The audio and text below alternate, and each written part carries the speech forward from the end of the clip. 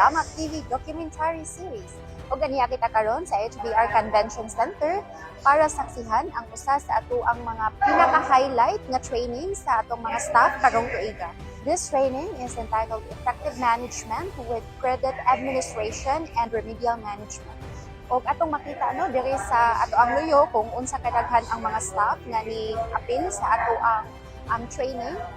Ini siya nga training giapila ni sa atong mga branch managers, atong mga area managers, and of course atong mga loan officers. And of course naapod ang ato ang mga PODs ni atan karon ng 2-day training na to. We are very blessed pod nga nagahingan gayud kita bisan pa man sa kahektik sa schedule ni Ma'am Bing Juarez, siya ang atong resource speaker karon.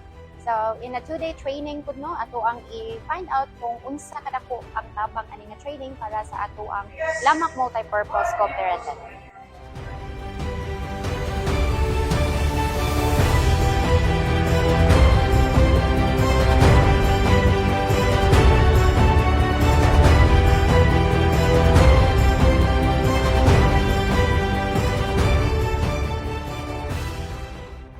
Good afternoon, ako si Giselle Quezea Arlivita, HR Department Head sa Lamak MPC.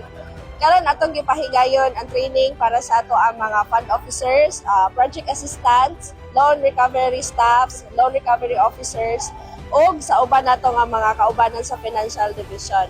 Kini nga training gipahigayon sa ato ang mga staff para makahibaw sila sa ilahang mga angay pagabuhaton atong mga pros and cons dito sa field. Unya usapod ibuhat po nato ni siya para po ma-enhance ang ilahang skills labi na sa financial division. So karon og mapuhon ato ni siyang ipahigayon so 2 days ni siya nga training. Ang ato ang strength sa ato mga trainees naa ata around 500 ka mga staffs karon nga naa dinhi sa atong venue ug kani sila nagikan sa Leyte, Bohol, Negros Occidental, Negros Oriental, Iloilo, and diri sa Cebu, including the islands of Bantayan and Camotes, and also dinhi sa ato ang Cebu mainland. Apil na po na ito mga kaubanan sa Mindanao, mao ang ato ang Bukidnon.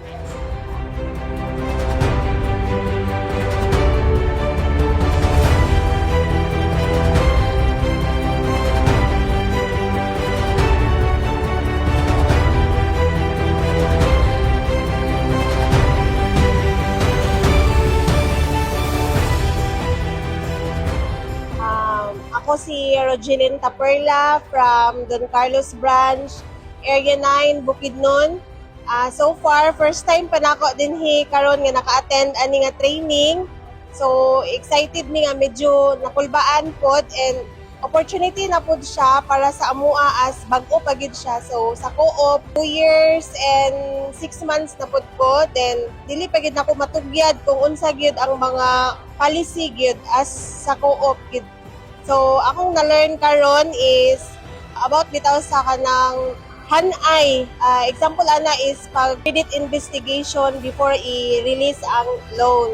So, dapat natong buhaton is kung magpa-loan man galing ta sa isa ka member, is ato yung si ayon og tarong kanang hanay og kompleto og kaya ba niya bayaran ang iyahang i-loan.